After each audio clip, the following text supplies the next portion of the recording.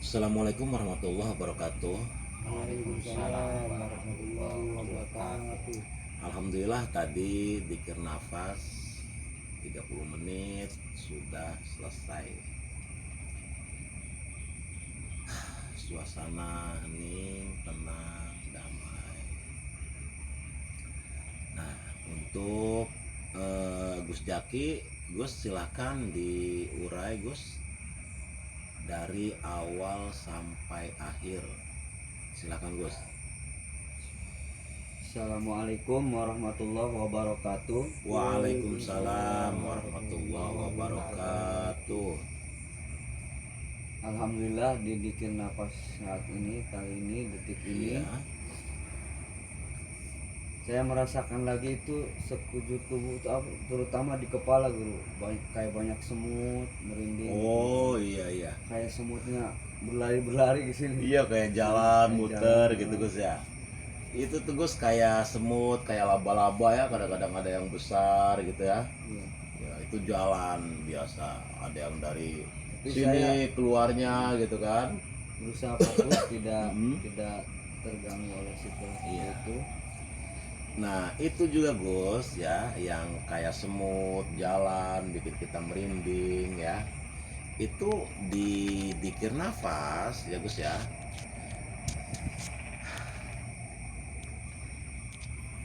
Itu tuh punya fungsi Gus di diri tuh. Fungsinya apa ya? Fungsinya kayak kawan ya, sing kayak semut ke, mengambil aura-aura negatif. Disedot. Iya bahasanya gitu, diambil gitu, mengambil aura-aura negatif gitu. Ya kayak seperti gini tuh, posisi begini gitu ya. Itu sama posisi seperti ini tuh, posisinya supaya steril. Energi negatifnya dibuang gitu. Nah, sensasi di dikir nafas itu ketika ada kayak semut gitu Gus, itu mengambil aura-aura negatif. Sehingga nanti kalau kita berhasil di artinya bisa fokus, bisa tenang ya.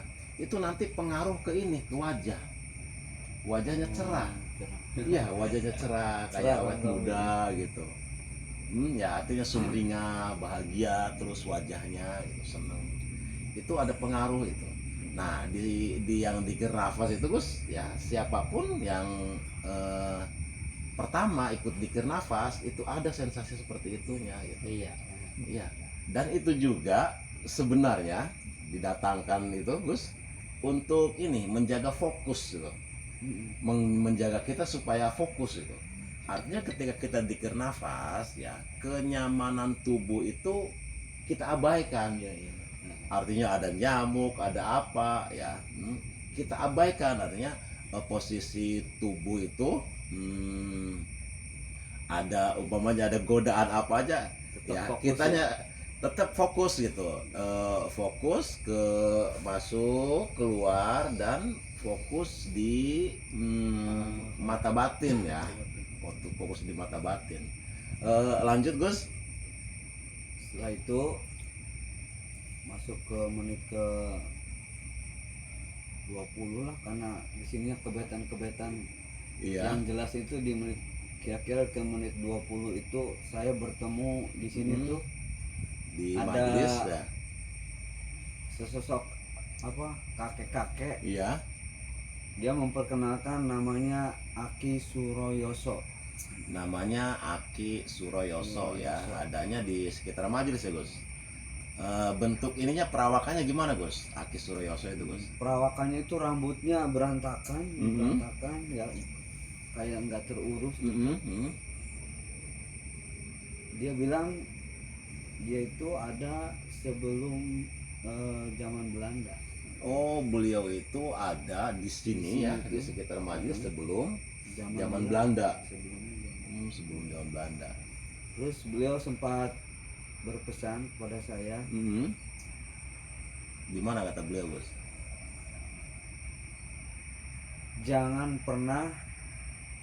kamu jangan pernah mempermasalahkan tempat Iya, jangan dimanapun kamu berada. jangan pernah mempermasalahkan tempat dimanapun kamu berada. Ya, terus lanjut. Yang terpenting tempatkanlah Tuhanmu di dalam hatimu seindah mungkin. Yang terpenting tempatkanlah Tuhanmu di dalam hatimu seindah mungkin. Oh iya. Cuman segitu kalimatnya. Oh, kalimat seperti itu kata beliaunya. Tadi Eyang Aki Suroyoso. Jadi jangan mempermasalahkan tempat, tapi tempatkanlah Allah di dalam hati kamu seindah mungkin gitu ya. Oke. Terus Gus? Terus kebetulan lagi sempat bertemu dengan noni Belanda. Oh, noni Belanda ya Gus ya. Perawakannya tinggi, putih, rambutnya pirang gitu. Memakai pakaian Belanda zaman dulu. Dia memperkenalkan namanya Nyonya Alberto. Nyonya Albert gitu aja. Oh, Nyonya Albert. Terus kebetulan lagi saya melihat dua naga yang kepalanya muncul, yang badannya ada di sungai itu, tapi kepalanya aja muncul. Dua naga ngelihat yang sedang dikir nafas. Itu berarti yang Arya Palumpu itu Gus? Iya, Arya Palumpu dan istrinya Serintil. Oh iya. Berarti yang Nyai Serintil kepalanya aja. Iya, Nyai Serintilnya yang tinggi besar, yang besar itu putih besar. Arya Palumpunya yang hijau. Iya.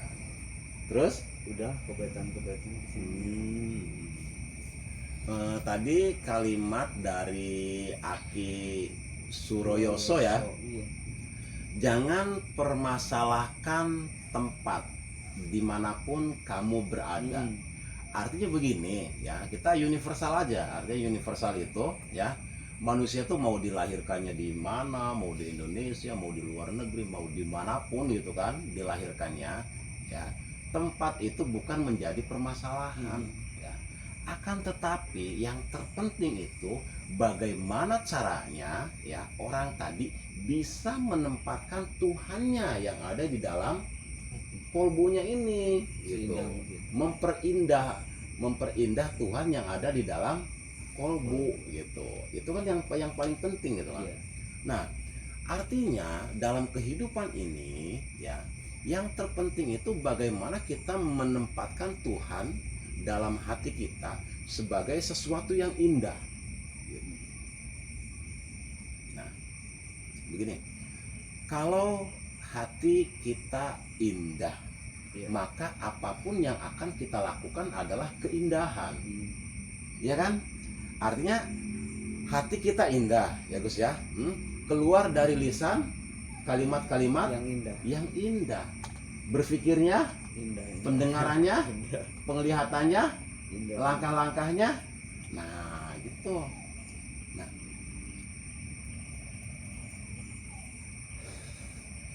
akan tetapi ya, yang jadi pertanyaan itu bagaimana caranya kita memperindah hati kita. Itu kan yang jadi permasalahan. Nah, setidak-tidaknya untuk memperindah hati ya Gus ya, untuk awal-awal, untuk pertama gitu, seringlah hati kita ini dimasuki oleh pujian-pujian. Ya, artinya memuji siapa? Ya memuji Tuhan. Ya, dengan kalimat ya, mau subhanallah, mau la ilaha illallah, mau bismillah, mau sholawat, mau istighfar ya. Kalimatnya apa saja, yang penting hati kita jangan pernah berhenti untuk melantunkan lagu-lagu cinta gitu. Iya.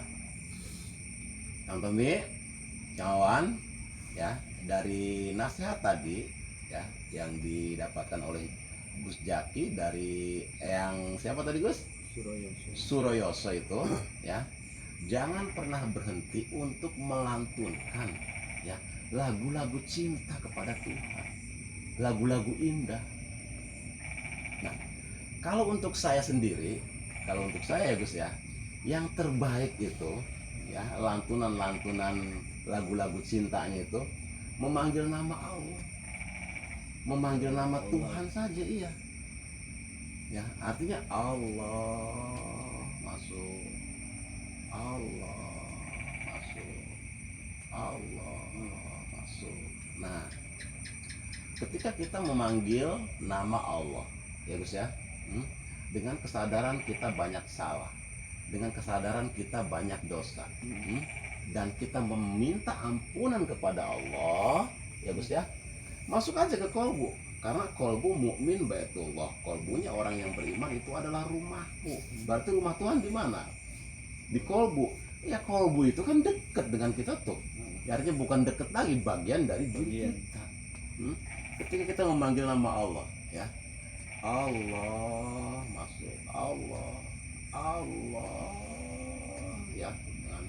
Nah, ketika di kitanya ada kesadaran bahwa kita banyak dosa, kita meminta ampun kepada Allah, itu nanti hati kita akan bergetar, Gus. Hati kita akan bergetar. Makanya kalau saya di sini ya dengan teman-teman yang belajar dzikir nafas bareng di sini ya, sebelum dzikir nafas ya, itu sebaiknya sekitar 30 menit itu memanggil nama Allah dulu, jangan pernah berhenti. 30 menit Allah terus. Nah, kalau pas memanggil nama Allah Gus ya, Allah, pas masuk bergetar, air matanya keluar, minta ampunan kepada Allah, ya sudah, kita ikuti saja. Ya. Artinya ketika kamu menangis ya, meminta ampun kepada Allah, ya, minta hampura ya, terus air mata kamu keluar ya. Nah, ketika air mata kamu keluar ya, itu nanti bersamaan dengan dosa-dosa kamu terhapus ya, keluar.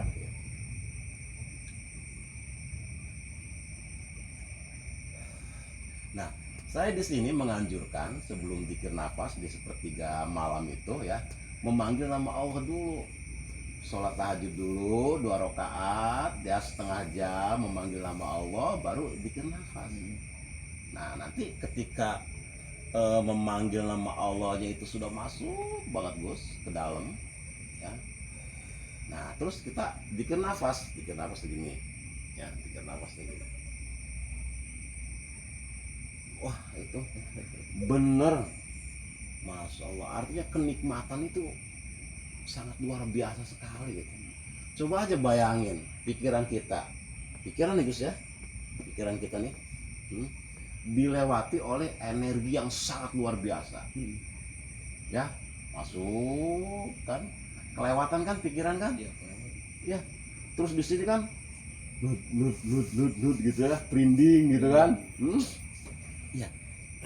Itu kan secara tidak langsung pikiran kita kan banyak beraktivitas, siang beraktivitas, wah mikir tanpa henti.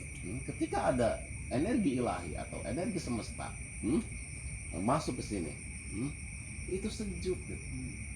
Artinya sejuk itu Gus ya, nanti pikiran kitanya cerdas.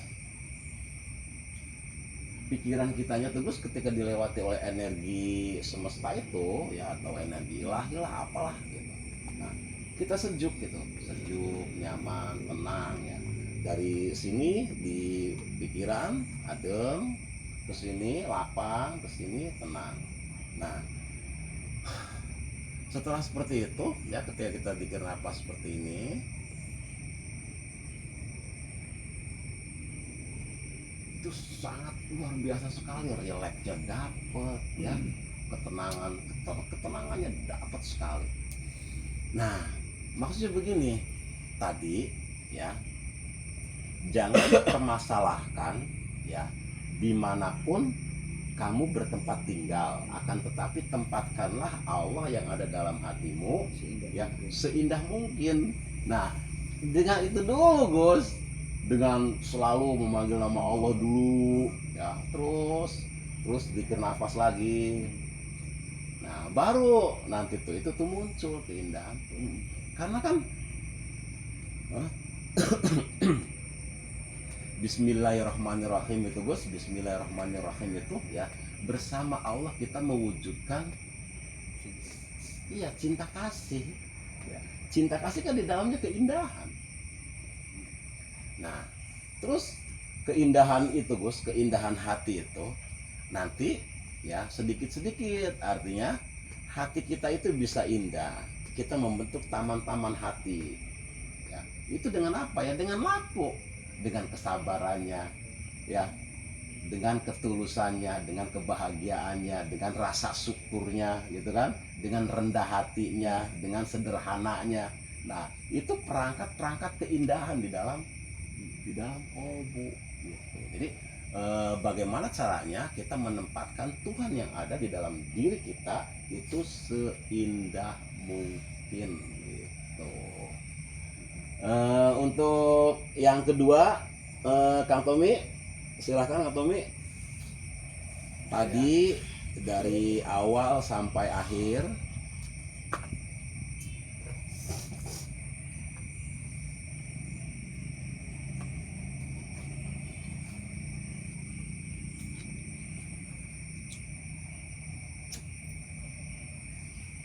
Ya, assalamualaikum warahmatullahi wabarakatuh. Waalaikumsalam warahmatullahi wabarakatuh. Bikin napas sesi pertama Iya. selama 20 menit saya hanya melihat cahaya pelangi. Cahaya pelangi. Iya. Iya. Tetapi ketika kita mendekati pelangi itu seolah-olah kita kayak terbang gitu. Oh iya. Melihat ingin jelas melihat pelangi.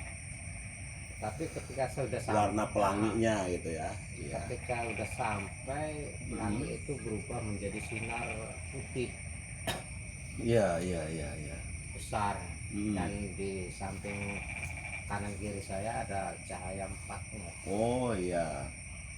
Nah, di situ cahaya yang besar itu hanya bilang begitu, Iya. pakai bahasa Jawa. Iya, bahasa lokal aja nggak Iya. apa-apa. Baka sira pengen ketemu guru sejati naira, takon baik ning hidup ira. Iya, jadi kalimatnya kalau kamu ingin bertemu dengan guru sejati kamu, maka tanyakan saja. Kemana nanyanya? Tanya saja dalam kehidupan kamu. Baka sira pengen ketemu karo guru sejati sira, ya takonana bae ning sajrone uripe sira gitu. Kalau kamu ingin bertemu dengan guru sejati kamu ya, maka tanya saja ya. Kemana nanyanya? Ke kehidupan kamu gitu. Ya kehidupan itu artinya realita. Iya, realita. Nah, di realita itu bagaimana caranya kita bisa menemukan diri sejati kita, yaitu sambil jalan. Iya. Artinya sambil jalan tuh di realita gitu. Ya ini umpama ini mah khusus untuk Kang Tommy saja dulu ya. Untuk Kang Tommy.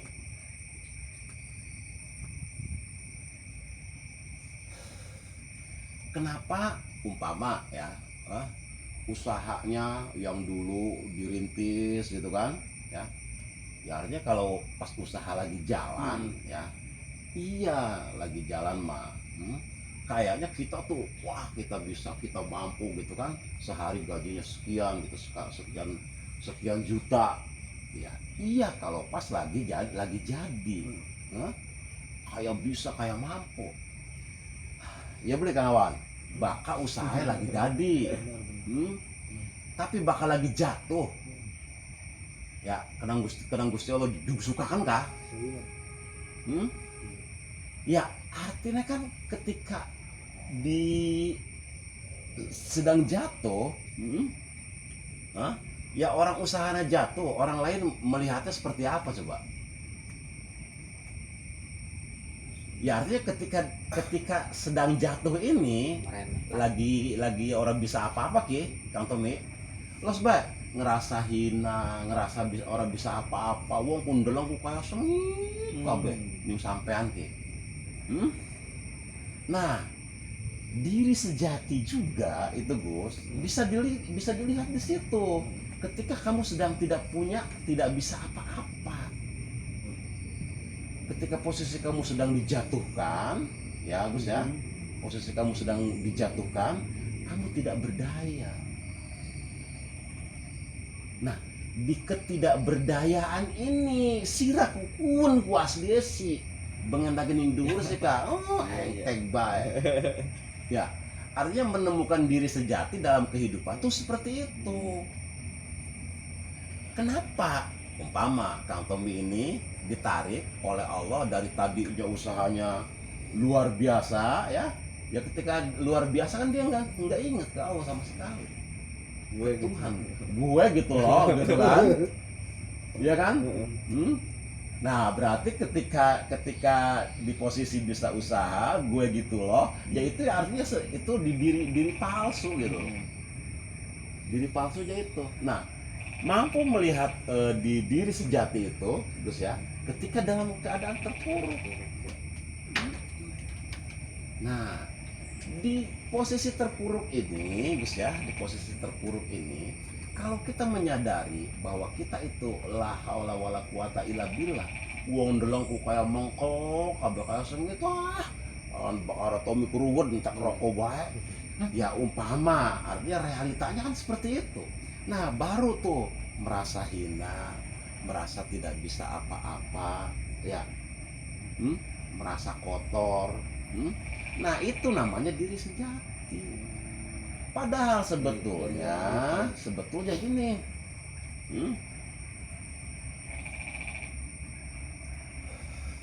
waktu posisi di atas, ya waktu posisi di atas bisa usaha gitu, dia lupa ke yang memberi rezeki ya. Kalau uang dapat bawahnya sehari ini dapat 2 juta 3 juta, itu pikirannya Gus udah kemana-mana ini Gus. Artinya cewek yang di sana di naik klub umpamanya ya udah nunggu ya, yang di sininya udah nunggu, jadi uang tuh kesini lagi, jadi dapat uang berapapun itu tidak sampai tempat gitu. Artinya tidak sampai tempat tuh, nggak ada yang untuk Allahnya, yang ada hanya untuk keakuan, untuk egonya gitu kan. Iya, secara tidak langsung ya Gus ya, ketika tadi dia memupuk ego dengan harta yang banyak itu ya Gus ya, ya secara tidak langsung itu kan seperti virus. Artinya seperti virus apa ya, merusak diri gitu. Nah dengan keadaan demikian ya Allah dikasihan gitu kan, karena di posisi seperti itu dia nggak ingat ke Allah, maka ditarik ke bawah. Nah ditarik ke bawah ini sebenarnya kata Allah usir karo kita bayar Tom aja mendi ya, artinya di posisinya nggak bisa, artinya lemah gitu kan, kotor, orang lain melihatnya bukan sebelah mata lagi, menutup mata. Nah kalau pas di posisi lemah itu dia ingat bahwa selama ini saya jauh dengan Allah, taubat dia kembali, ya dia bisa bertemu dengan diri sejatinya. Ya tapi kan 1001 yang bisa lolos seperti itu tuh. Dengan cara begitu ya. Iya maksudnya 1001. Kebanyakan sudah terpuruk ya, imajinasinya masih pengen seperti dulu lagi. Nah itu malah frustasi, mabok ya. tuh, kebanyakan ketika dijatuhkan kata Allah sudah kamu dengan saya aja gitu kan. Dianya tuh masih berpikirnya pengen seperti dulu, padahal jare Gusti Allah bersenana dikit ati sirae laku sirae. Ketika kamunya sudah bersih hatinya ya, terus kamu layak untuk dikayakan oleh Allah, jadi distributor Tuhan ya. Ya artinya kan kalau hatinya jernih, penyabar, penyayang, itu kan berarti standar kelayakan. Kalau orang yang kaya ya Gus ya, orang yang kaya tapi bakhil ya, umpamanya pemarah, itu kan namanya istidroj. Istidroj itu apa sih istidroj itu? Ditipu oleh Allah tapi dia merasanya mulia, namanya istidroj. Kalau yang dikokohkan ya karena memang hatinya sudah jernih dan layak. Makanya kata Allah, kalau kamu ingin kaya lah, layakkan saja dulu diri kamu ya, supaya kamu kaya, dikasih kekayaan oleh Allah dan kemanfaatannya lebih banyak. Kamu kaya sedangkan manfaatnya hanya untuk diri kamu sendiri, ya itu sebenarnya siksaan. Karena apa? Hidup itu bukan sendirian. Hidup itu dengan orang lain. Ya kamu tuh Gus, umpamanya di alam dunia saja di sini nih, sudah kamu silahkan ya, gunungnya, gunung emasnya, lautnya, semua buat kamu di alam dunia, semua buat kamu, tapi kamu sendirian, mau nggak? Nggak mau. nggak ada teman. Iya kan? Nah, ya kehidupan tuh seperti itu. Artinya kita sosial dengan kehidupan itu dengan orang lain. Berapapun harta yang kita dapat, ya itu bukan hak kita semua. Akan tetapi ada hak mereka, orang-orang yang membutuhkan di sekitar kita. Gitu Kang Tommy. Maksudnya ini khusus untuk Kang Tommy sendiri umpamanya, karena kalimatnya di situ sudah lihat saja. Kalau kamu ingin menemukan diri sejati kamu, sudah kamu lihat saja dalam kehidupan kamu. Nah, seperti tadi aja dulu cara ngurainya. Ketika kamu merasa lemah, ketika kamu merasa hina, merasa nggak mampu, merasa nggak bisa apa-apa, merasa kotor, ya. Terus kamu kembali kepada pangkuan Tuhan. Nah, itu namanya orang yang bertemu dengan guru sejatinya. Gitu. Nah, kalau umumnya, umumnya ya Gus ya, kalau memang Allah ingin mengenalkan dirinya kepada siapapun, ya Gus ya, umumnya nanti dia akan diperkenalkan oleh Allah dengan kekasihnya. Umum itu tuh Gus, yang itu tuh umum. Tapi memang nggak banyak, sedikit ada yang otodidak. Artinya otodidak itu Gus gini Gus, penderitaannya ditanggung sendiri, ya, kekecewaannya menangis lagi, ini ya Allah Tuhan nggak adil, iya Gus gitu, sudah mau pengen bunuh diri apa terus. Nah, cuman ya menangnya orang ini Gus ya, masih bertanya-tanya, artinya kok Tuhan tega ke saya, kok Tuhan gitu tuh, Tuhannya ini masih selalu di bawah-bawah. Iya Gus, ada otodidak memang nggak banyak ya. Sampai orang yang seperti tadi juga bisa bertemu dengan guru pembimbing rohaninya sendirian, ada yang seperti itu.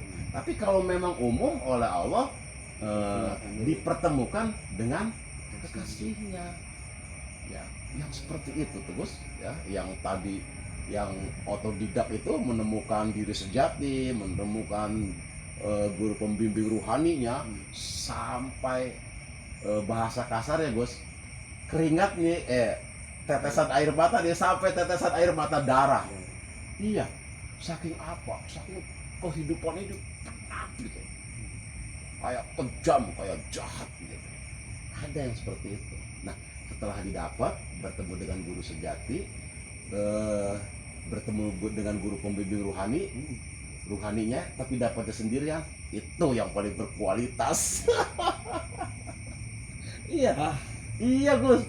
Kalau saya umpama gitu ya, kalau saya ketemu dengan Buya Sakur ya, saya melihat kesabaran beliau, pengetahuan beliau, kesabarannya, kedermawanannya ya ada, gitu kan, di depan kita. Mursyid yang menasehatin, oh iya ya. Kalau dari guru mursyid itu Gus paling ditelanjangin gitu Gus. Tapi yang seperti tadi Gus, yang otodidak, yang sampai nangis, sampai penderitaannya tuh Gus. Ini ke kakaknya, datang ke kakaknya dimarahin, datang ke adiknya, wah beli sudi kita deh, kakang mau konon kok. Datang lagi, wah diumbangi kabeh Gus, mentok. Wes depak bagian nangis. Ada yang seperti itu. Prosesnya panjang,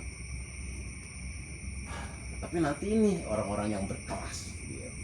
Seperti Rasulullah dengan penderitaan. Nah itu sebenarnya mah gitu. Dah, begitu aja yang terkeren yang seperti itu gitu.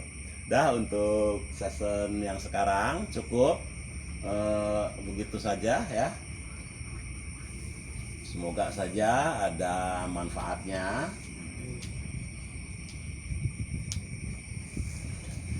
Wabillahi taufik wal hidayah. Wassalamualaikum warahmatullahi wabarakatuh. Waalaikumsalam.